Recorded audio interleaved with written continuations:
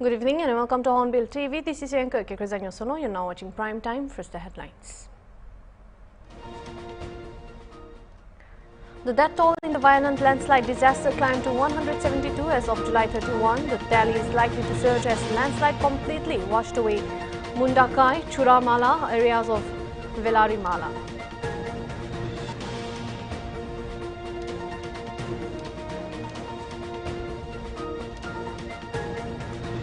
Union Finance Minister Nirmala Sitharaman on Wednesday claimed that a former governor of RBI wrote in his book that the UPA government used to pressure the Reserve Bank of India to soften its interest rates, present a rosier picture owed to the growth to shore up sentiments.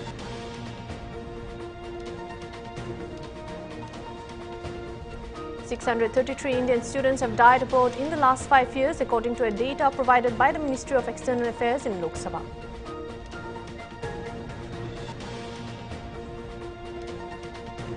In a major victory for Israel, Hamas leader Ismail Haniyeh has been killed in a strike targeting his residence in Tehran, the Palestinian militant group said in a statement on Wednesday.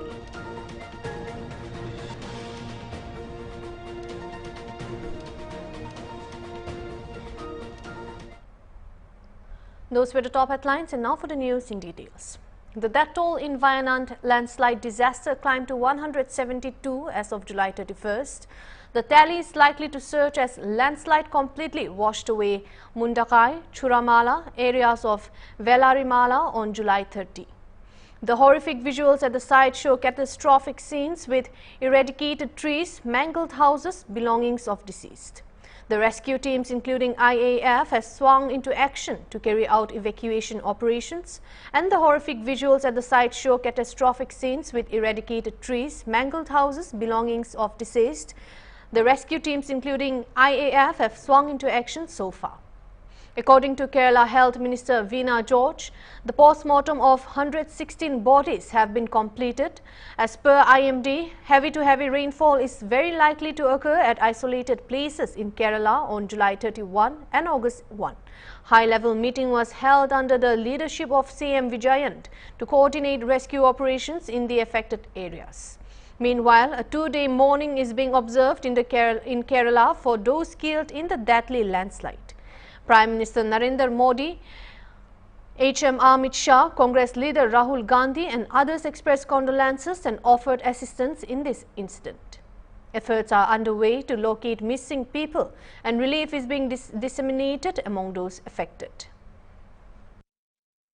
Yesterday night at 12 o'clock, rainfall started here. At the time 2 a.m.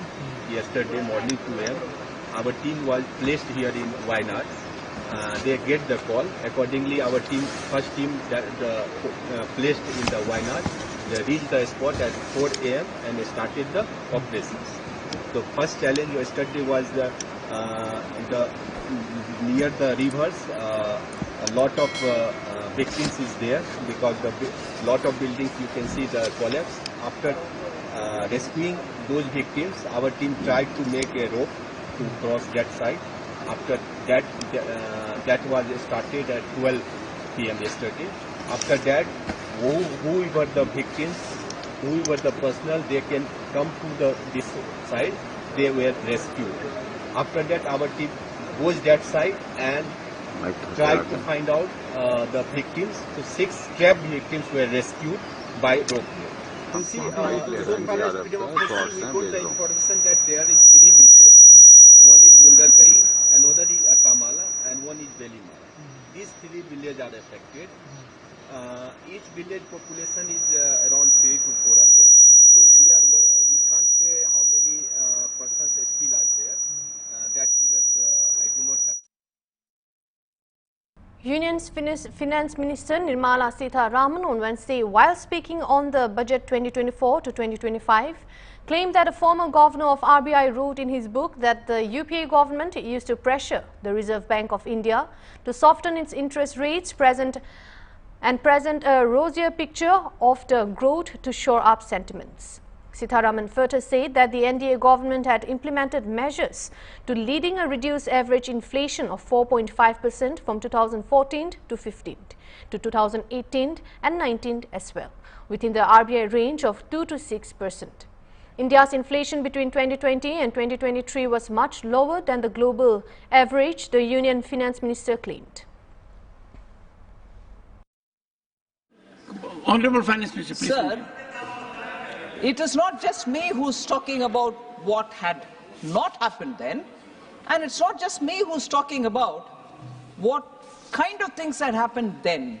I'm saying what not happened then and what kinds of things happened then, based on eminent people and their words. Take, for example, what one former governor of Reserve Bank had to say. And I'm quoting, I'm not taking his name, I don't know if it is permitted, because I think people who are not members of this house you should not name and so on. So I will just say former governor of Reserve Bank. In his book he says, sir, and I quote, "The finance ministry used to pressurize the RBI to soften interest rates and present a rosier picture of the growth to shore up sentiments.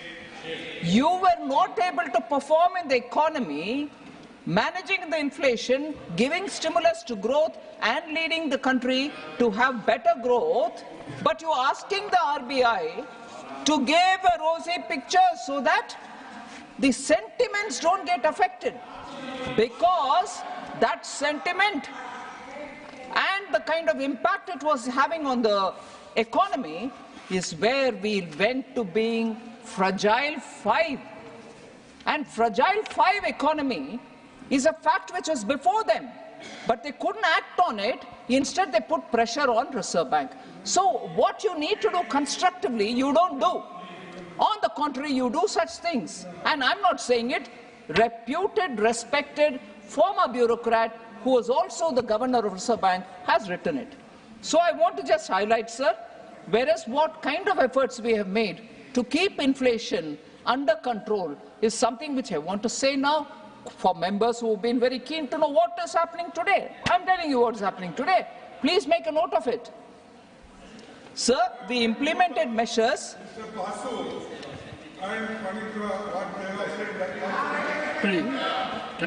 Sir, we implemented measures leading to a reduced average inflation of 4.5% in 14-15 to 2018-19, well within the RBI's target range of 2 to 6%. Sir, moreover, India's inflation during 2020 and 23 was much lower than the global average. So I want to highlight why it was so.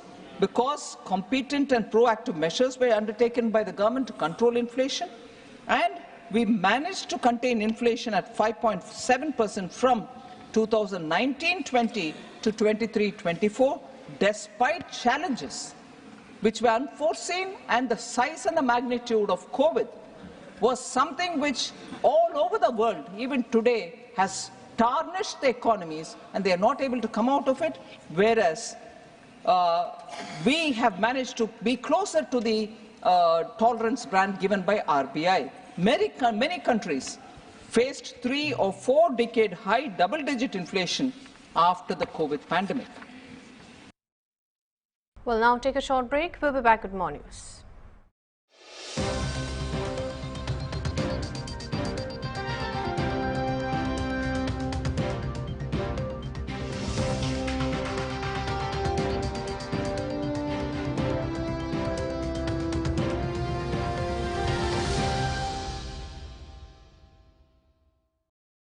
Hello everyone, my name is Mohabukini. I am from 82 Beach. Recently, I completed my diploma course in Hospitality Service Management from Flyway Institute of Prestige, Timor Leste. I got selected in Trajan Hotel. I would like to give thanks to the entire team of Flyway Institute for all their dedication and love towards me. Thank you once again.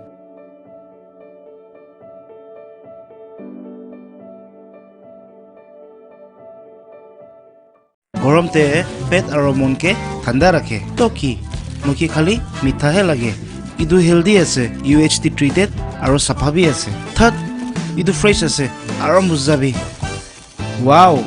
Kevin lassi, mitha bhi, healthy bhi. Kevin lassi, mitha bhi, healthy bhi.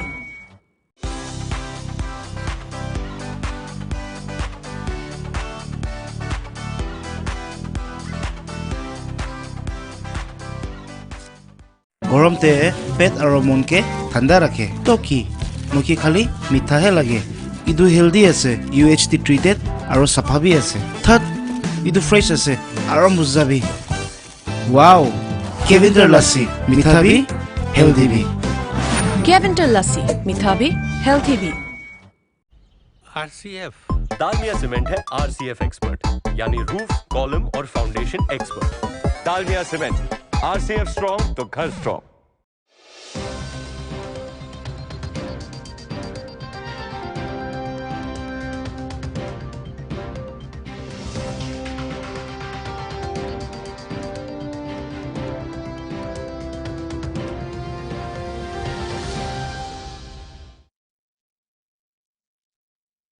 Rajya Sabha Chairman Jagdeep Dhankar on Wednesday defended the Rashtriya Swayam Seva Sangh in the parliament and said that it served the nation and the people associated with its work selflessly.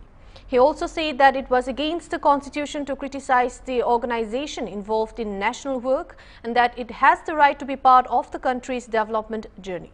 RSS is the ruling Bharatiya Janata Party's ideological found.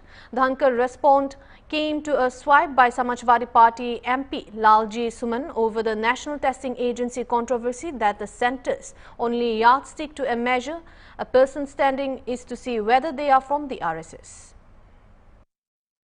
I hereby rule that RSS is an organization that has full constitutional rights to participate in the development journey of this nation.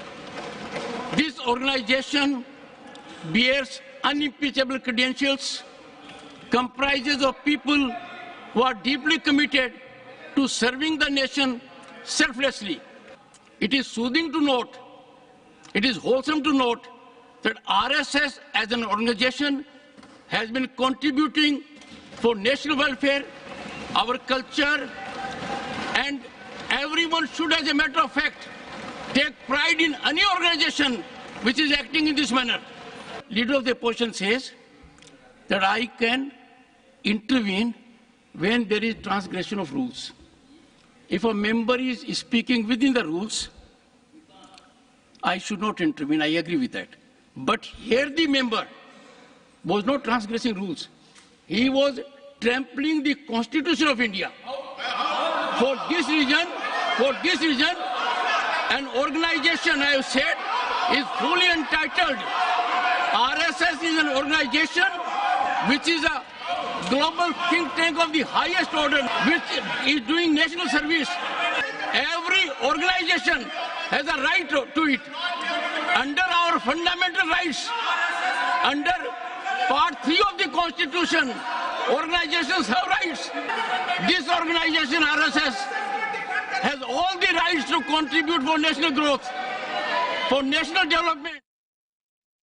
On the Rajendra Nagar incident where 3 UPSC aspirants died, the Delhi High Court on Wednesday directed that senior officials of the Municipal Corporation of Delhi must visit the affected areas to ensure change.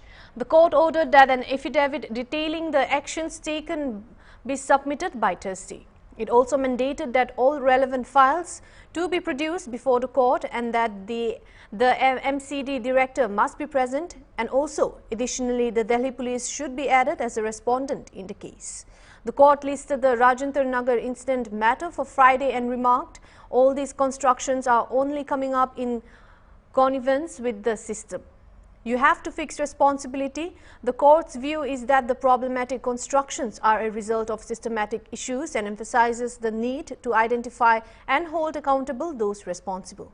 The bench led by acting Chief Justice Manmohan, comprising Justice Tushar Rao Gedela, viewed that a comprehensive review of the city's administrative and infrastructure system is necessary to address the systematic issues and failures highlighted by the recent incidents.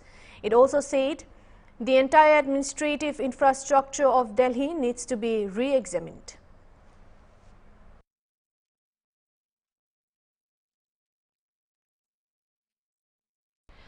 633 Indian students have died abroad in the last 5 years, according to a data provided by the Ministry of External Affairs in Lok Sabha.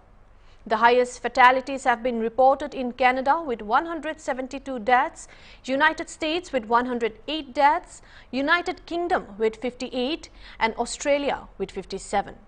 There were also reports of deaths in Russia, Ukraine and Germany. Minister of State for External Affairs Kirti Vardhan Singh informed that the cause of death include accidents, medical conditions and violent attacks. According to The Wire, there are currently approximately 13.35 lakh Indian students enrolled in higher education across 101 countries. The largest population of Indian students are in Canada, followed by the United States and the United Kingdom.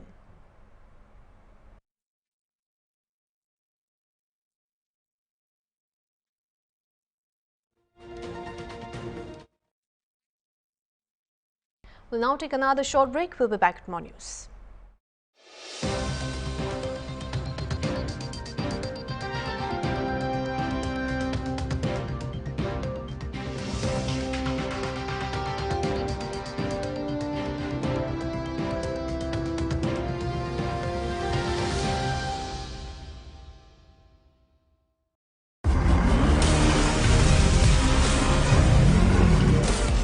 The sun's out, and it's time to tame that lawn. Sure, there's more than one way to get the job done. But sometimes, there's really no comparison. With all the power, versatility, and accessories you'll ever need, you'll get more done in a day with Polaris.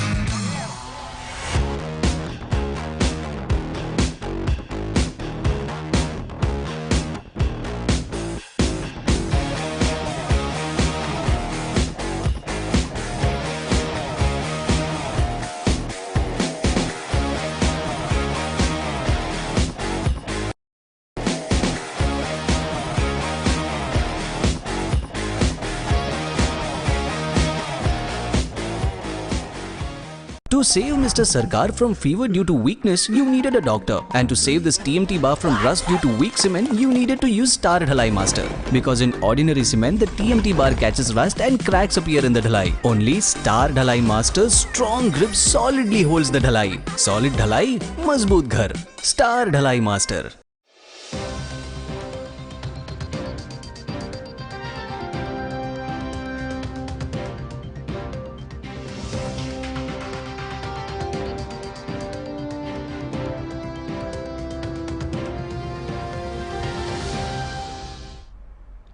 Welcome back. Heading on to the next news. In a pan-India illegal arms and ammunition trafficking case, the National Investigation Agency filed a charge sheet on an accused linked with Myanmar-based insurgent groups. The charge sheet against the accused Langai Huama was filed before the NIA Special Court, New Delhi, under various sections of IPC, Arms Act, Explosive Substance Act and UAP Act. He has been charged with active involvement in the network operating in the Northeast region, along with other parts of the country. Earlier, NIA had registered a case on 26 December 2023 against Langai Huama and other based on inputs that some Mizoram-based entities were engaged in the illegal trafficking of arms, ammunition, explosives, etc. In the northeastern region of the country, investigations by the agency so far have revealed that Langai Huama had established strong linkages with Myanmar-based insurgent groups, and with their help, he used to receive arms, ammunition and explosives for supply to various insurgent and criminal groups. Langai Huama had also received huge funds through various channels, including his Myanmar-based associates, and NIA further found that the accused had established a nexus with licensed armed dealers. He used the nexus to pilferage non-prohibited bore weapons and ammunition, beside trafficking prohibited bore weapons.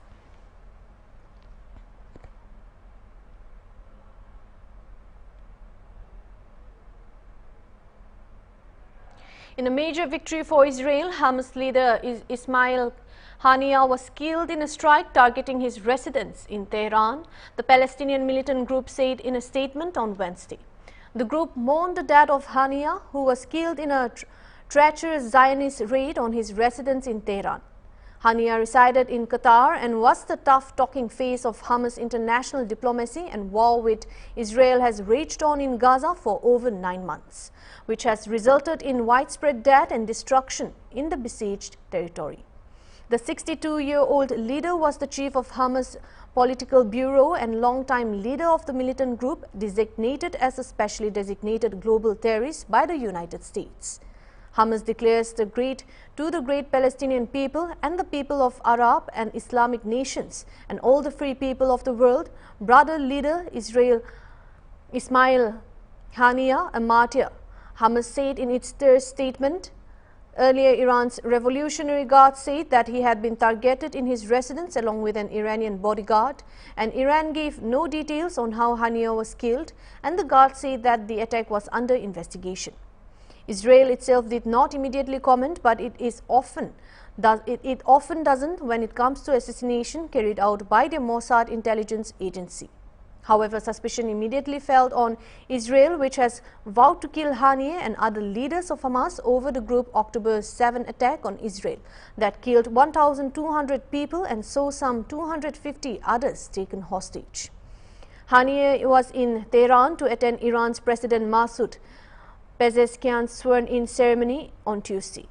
The apparent assassination comes at a precarious time as the Biden administration has tried to push Hamas and Israel to agree to at least a temporary ceasefire and hostage release deal. Israel is suspected of running a years-long assassination campaign targeting Iranian nuclear scientists and others associated with its atomic program. Last month, the Hamas chief lost 10 members of his family, including his sister, who were killed in another alleged Israeli airstrike in Gaza City, and another of Haniya's sister, who lives in Israel, was arrested on April on the suspicion of contact with operatives from the terror group and supporting acts of terror.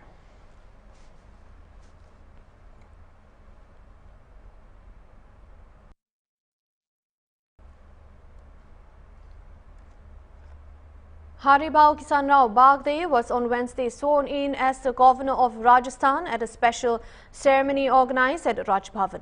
Chief Justice of Rajasthan High Court Maninder Mohan Srivastav administered the oath of office to the new governor. He is the 45th governor of Rajasthan since March 30, 1949. The swearing-in ceremony was attended among others by the Chief Minister Bhajan Lal Sharma, Deputy Chief Minister Divya Kumari and Prem Chand Bhairwa, Speaker Vasudev Devnan, other cabinet ministers and local BJP leaders. Bagde replaced Kalraj Mishra, whose tenure ended on July 21st. The new governor of the state, a veteran BJP leader, was previously Maharashtra's speaker. Earlier in the day, Bagde offered prayers at the Govind Devji temple in the walled city, where he was accompanied by Deputy CM Divya Kumar and senior BJP leaders.